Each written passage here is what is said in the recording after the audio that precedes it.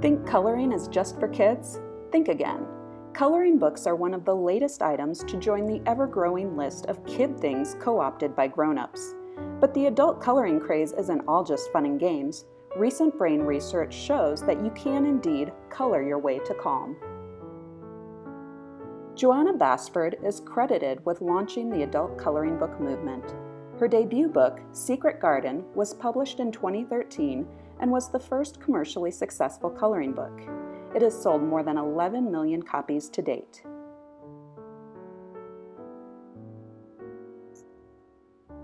Many adult coloring books are marketed for their therapeutic benefits, and there is science to support this. The amygdala is the part of the brain that processes emotional reactions, including the fear response. Coloring has been shown to counteract hyperactivity in the amygdala, so it's true that you can color your way to calm. Dr. Stan Rotsky, a neuropsychologist and advocate of adult coloring books, says that coloring creates a relaxing mindset similar to meditation.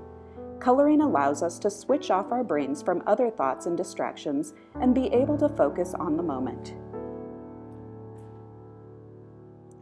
The PTSD Survivors of America have embraced the therapeutic practice of adult coloring wholeheartedly as a way to regulate stress. Each year, the organization hosts the annual Color Across America for PTSD Awareness event on August 2nd, which also happens to be National Coloring Book Day.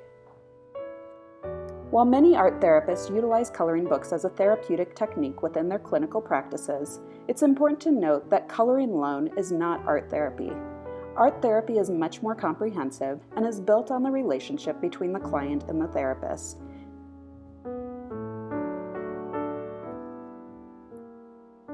Still, Mary Grace Berberian, a certified art therapist and the program coordinator for the Graduate Art Therapy program at NYU, believes that adult coloring books can be a restorative activity that has the therapeutic potential to reduce anxiety, create focus, and bring about more mindfulness. Moreover, Berberian believes that coloring can be particularly effective for people who aren't comfortable with the most expressive forms of art. Her experience has been that people who are most guarded find a lot of tranquility in coloring an image. It feels safer and creates containment around their process.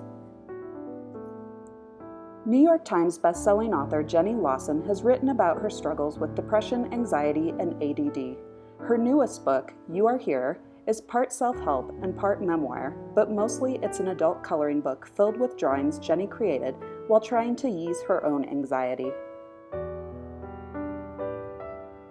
In a recent interview with the Washington Post, Lawson said, "That ability to zone out is so important when you have a mind that races with terror or dread. It's like giving your broken head a coffee break, and in a way, it can be a reset button." Coloring is the same idea of giving your head permission to just zone out and focus solely on the moment. So how can you successfully incorporate adult coloring books into your regimen of self-care?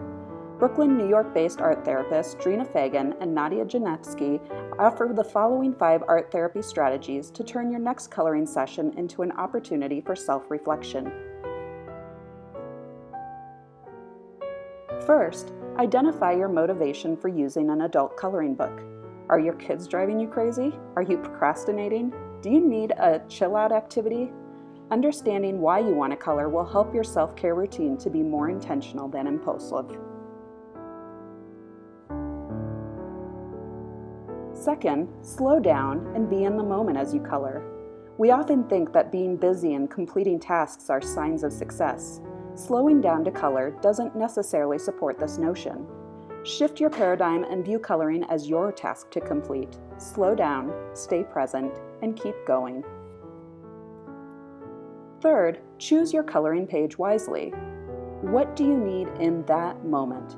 A floral escape or a big, bold swear word that allows you to make colorful language, well, even more colorful?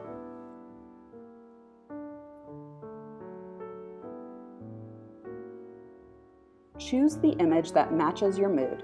Make the act of coloring cathartic. Beautiful or brash, the image you choose will get you to a state of calm because you're releasing your feelings rather than running away from them.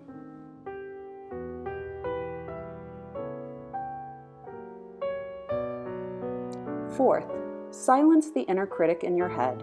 We've all known people who shied away from creative endeavors because their inner critic told them they weren't good enough to put themselves out there. But do you have to be good at something to enjoy it? Of course not.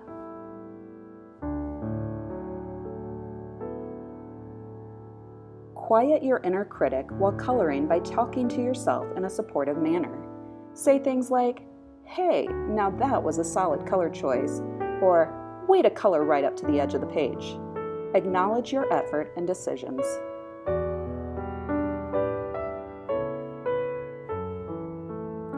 Fifth and finally, remember that there are no rules when you color. There is no right or wrong, so set aside all performance expectations. When you let go of any preconceived notions, the creativity will begin to flow.